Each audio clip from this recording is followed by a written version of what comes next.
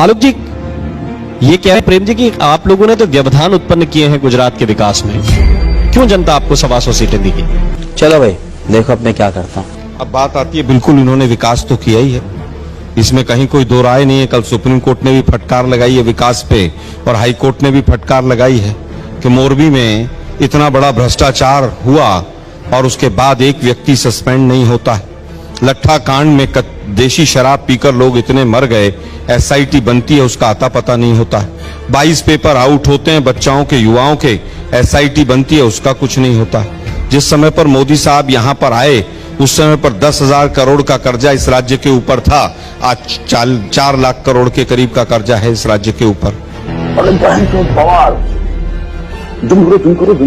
जिस तरह से क्राइम रेट भी बढ़ा, डेथ रेट भी बढ़ी और उसी वजह से है कि आज भी सेक्स रेशियो के मामले में गुजरात जो है वो 19वें स्थान पर आता है। एवरेज सेक्स रेशियो से भी बहुत नीचे है। ह्यूमन डेवलपमेंट इंडेक्स में भी 19वें नंबर पर है। 6,000 स्कूल बंद कर दिए लेकिन विकास बहुत हुआ है यहाँ पर। 30 तक्षशिला कांड हुआ, तीसरी मंजिल पे जिस तरह से 24 बच्चे झुलसकर मर गए सूरत में और तीसरी मंजिल तक की भी इनके पास क्रेन नहीं थी कि आग बुझाई जा सके, लेकिन विकास बहुत हुआ है। विकास जो है वो कागजों पर हुआ है और जिस तरह से 2C मॉडल यहां पर चल रहा है गुजरात के अंदर, कमीशन एंड करप्शन, वो पूरी तरह से इस बार उजागर हो रहा है। यही कारण है कि पिछले कई दिनों से मोदी साहब हर दिन अपना गोल पोस्ट बदल रहे हैं।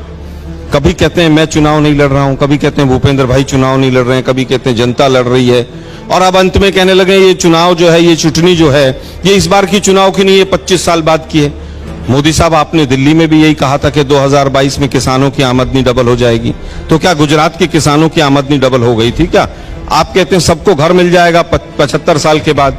हालत ये विदेशी मेहमान जब गुजरात में अहमदाबाद में आते हैं तो गरीबी आपको पर्दे लगाकर ढकनी पड़ती है। अरे बाप रे, ये तो धोती खोल रहा है।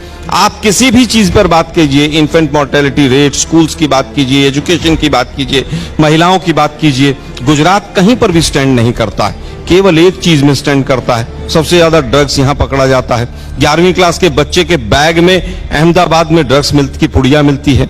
हम पूछना चाहते हैं लट्ठा कांड जो हुआ था उसमें क्या हुआ, 22 पेपर आउट हुए उसमें क्या हुआ, इनके उत्तर दीजिए। लेकिन आप उस पर उत्तर नहीं देंगे। आप किस बात पर ले जाएंगे कि साहब उसने फलां तारीख में वहां ये ऐसा कहा था। अरे भाई किस किस ने क्या कहा था? हम तो कह रहे हैं मोदी साहब आप भी आइए भारत जोड़ो यात्रा में। हम तो अमित शाह जी को भी बुला रहे हैं कि आप भी आइए।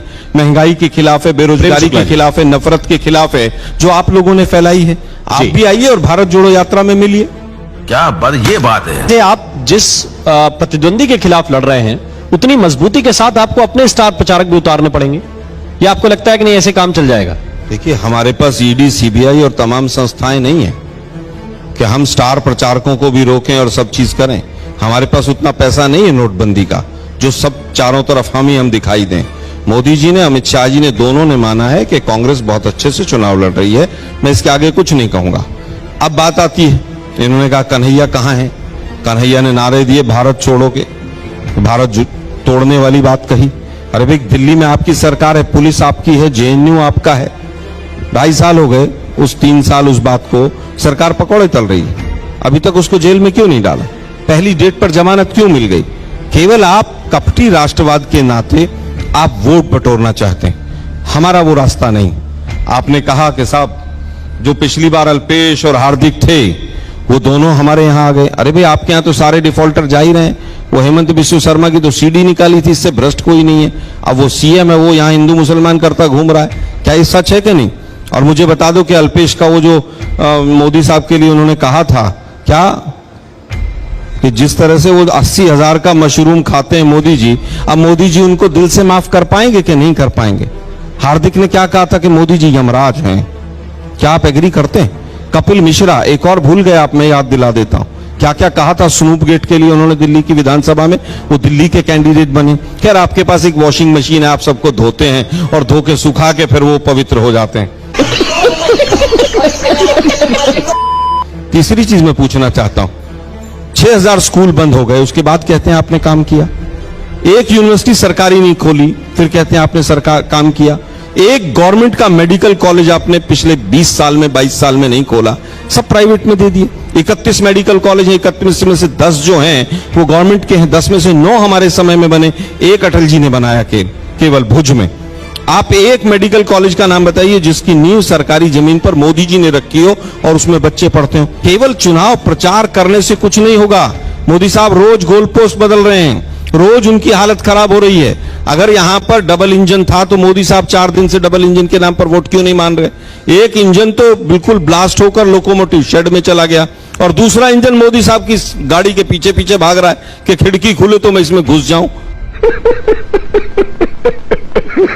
नहीं, आप गलत कह रहे हैं। महंगाई नहीं है इस देश में। निर्मला सीतारमण जी ने कहा महंगाई इसमें कुछ है ही नहीं, वो प्याज भी नहीं खाती हैं, तो आप महंगाई तो है ही नहीं। 412 रुपए का सिलेंडर महंगा था और 1100 रुपए का बहुत सस्ता है, और महंगाई तो है ही नहीं। एक तलाती का पद निकलता है, यहां पर 300 वैकेंसी होते हैं, 17 लाख बच्चे अप्लाई करते हैं, लेकिन बेरोजगारी तो है ही नहीं गुजरात के अंदर। मजा आया।